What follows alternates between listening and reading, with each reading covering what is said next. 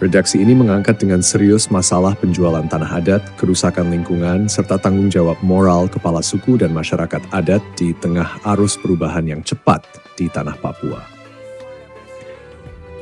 Judul: Jangan Jual Tanah Warisan Leluhur, Seruan Tegas Kepala Suku Besar Mepago demi Penyelamatan Tanah dan Alam Papua.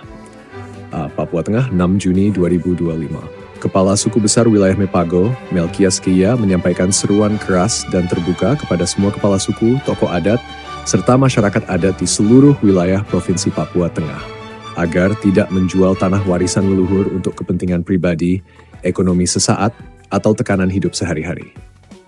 Seruan ini disampaikan melalui media news dalam rangka memperingati berbagai tragedi sosial dan ekologis yang terjadi karena pengabaian nilai adat dan kehormatan warisan tanah Papua.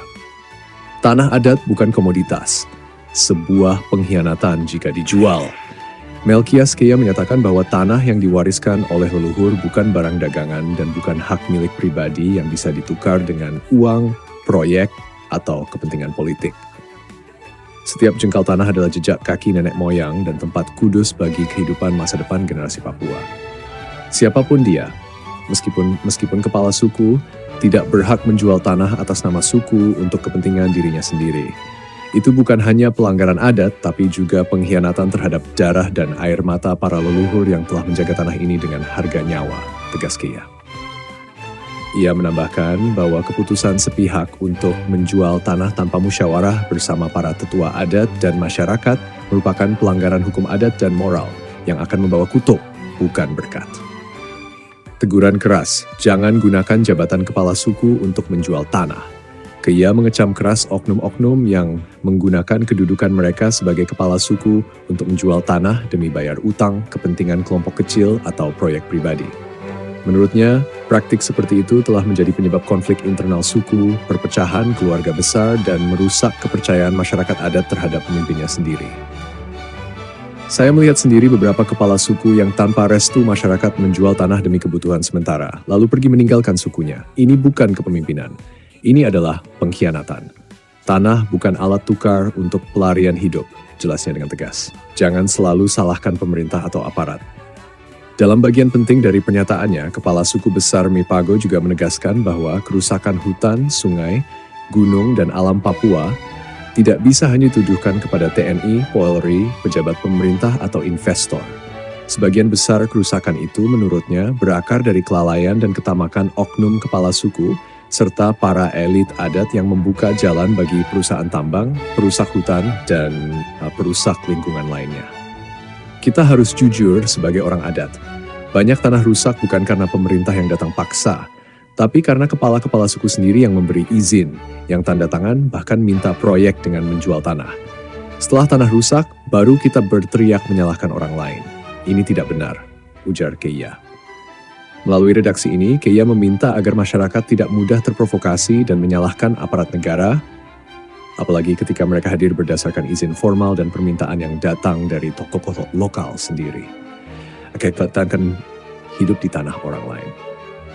Salah satu hal yang dikhawatirkan oleh Keia adalah bahwa generasi muda Papua saat ini dan mendatang akan hidup di tanah orang lain, menjadi tamu di negeri sendiri, dan kehilangan kekuatan budaya dan spiritual mereka karena tanah leluhur habis dijual oleh generasi yang sekarang. Kita tidak sadar dengan menjual tanah, kita bukan hanya jual batu dan tanah. Kita menjual kubur leluhur, kita menjual pohon yang menyembuhkan, kita menjual sungai tempat baptisan, kita menjual masa depan anak-anak kita, katanya dengan suara bergetar. Seruan kebangkitan adat perlindungan lingkungan. Melkias Keia mengajak semua pihak, kepala suku, tetua adat, pemuda adat, perempuan adat, gereja dan lembaga masyarakat adat untuk bangkit menjaga martabat tanah dan alam Papua. Ia juga meminta dukungan dari pemerintah untuk membuat regulasi yang melindungi hak adat dari praktik manipulatif dan kepentingan jangka pendek. Isi seruan beliau mencakup larangan keras menjual tanah adat tanpa musyawarah adat. 2. Panggilan untuk audit ulang semua penjualan tanah di wilayah Papua Tengah. 3. Ajakan untuk membentuk Dewan Pengawal Tanah dan Lingkungan Adat di setiap kabupaten. Permintaan untuk membangun kembali pendidikan adat tentang nilai tanah dan hutan bagi generasi muda. link penegakan sanksi adat kepada oknum kepala suku yang menyalahgunakan jabatannya. Penutup, jangan jual tanah demi nafkah hari ini, tapi bangun masa depan anak cucu. Mengakhiri redaksinya, Melkias Keya menegaskan bahwa tidak ada kelaparan yang lebih menyakitkan dibanding kehilangan tanah sendiri. Ia meminta seluruh rakyat Papua Tengah untuk berdoa, bertobat, dan kembali kepada kebenaran adat dan iman, agar Tuhan memberkati tanah ini dan tidak menghukumnya karena keserakahan manusia. Tanah adalah firdaus kita, tanah adalah kitab, tanah adalah tubuh kita. Jangan jual tanah untuk beli beras hari ini, lalu biarkan anak cucu kita menangis di tanah asing. Mari jaga tanah, jaga adat, jaga alam, dan jaga Tuhan di tengah kita. Tutup Melkias Keya. Dengan penuh keyakinan dan kasih.